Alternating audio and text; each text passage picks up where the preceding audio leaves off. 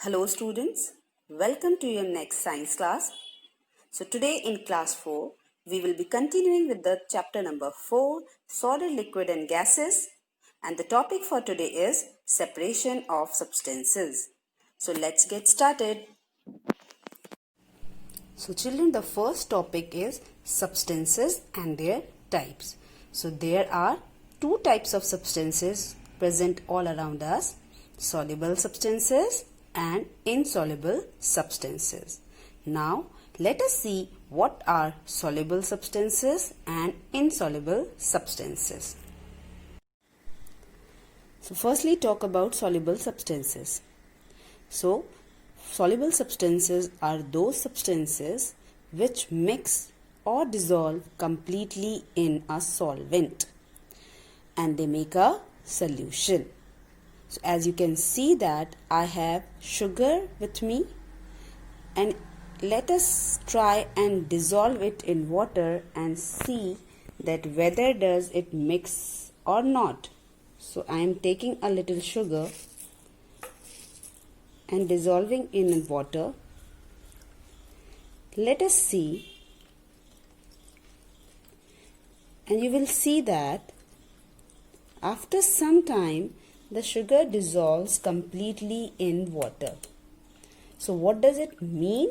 That sugar is a soluble substance because it has mixed in water, that is a solvent, and what it has formed? It has formed a solution, a sugar solution.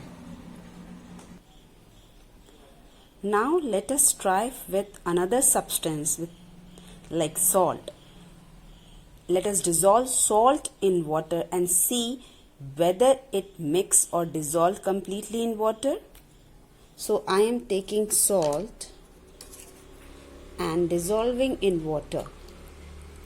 So after dissolving, you will observe that salt also, like sugar, mix completely in water. So salt is also a soluble substance. And again, what does it make? It makes a salt solution. So children, soluble substances are those substances which mix or dissolve completely in water or any solvent and they make a solution. So sugar and salt both are example of soluble substances as they both mix and dissolve completely in water to make a solution. Another type of substances are insoluble substances. So those substances which do not mix or dissolve in water completely are known as insoluble substances.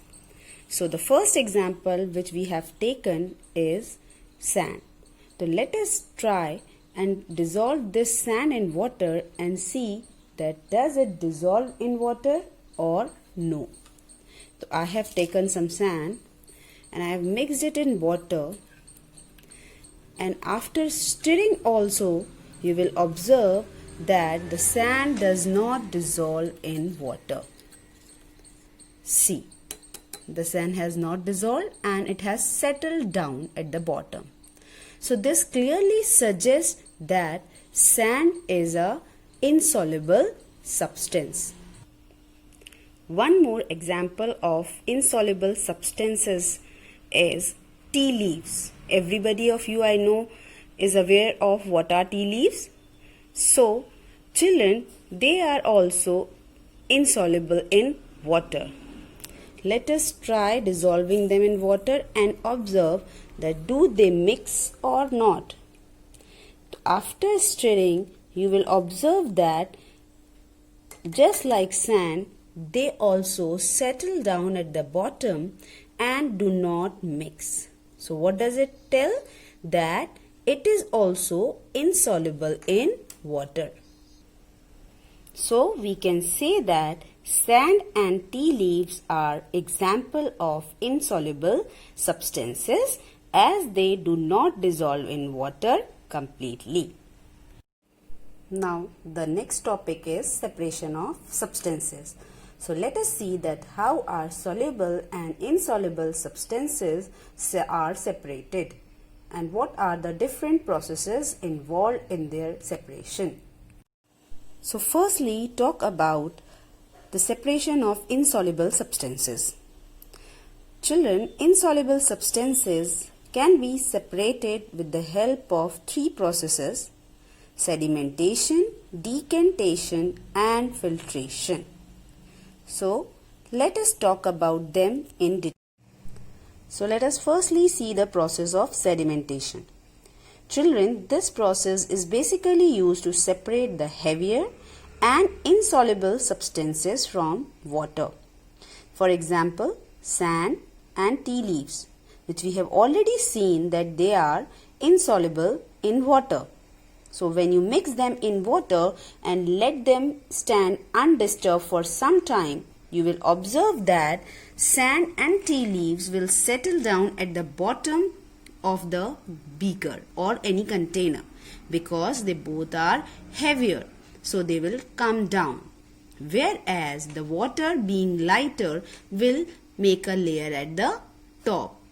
So this process, when heavier and insoluble substances settle down at the bottom and water comes at the top, is known as sedimentation.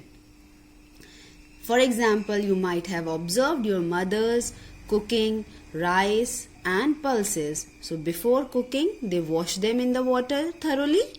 So you might have observed that rice and pulses, being heavier, settle down at the bottom and water comes at the top, which your mother drain out. So this is also an example of sedimentation. So now let us talk about the next method of separation of insoluble substances, that is decantation. So children, after sedimentation, the liquid which is separated from the heavier insoluble substances, we try to separate them by pouring it into another container or glass.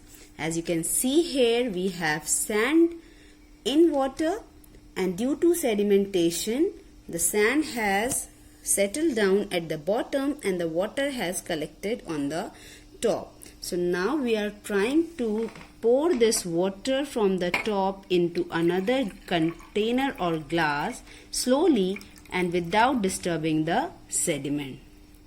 So what you have observed is that I have transferred the water from the top into another glass, but the sand still remains in the first glass.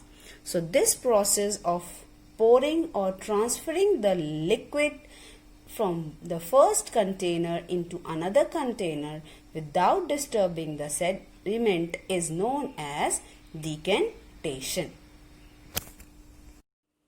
So after the process of sedimentation and decantation, let us talk about the next method of separation, that is filtration. So children, in this method, a solution of insoluble substance is passed through a special paper which is known as filter paper. As you can see in front of you, there is a round paper kept, which is a filter paper. So in filtration, we will be using filter paper because this filter paper has small holes which will allow the water to pass through, but the insoluble substance will be trapped in this filter paper. Here we will also be using funnel, which you can see in the picture.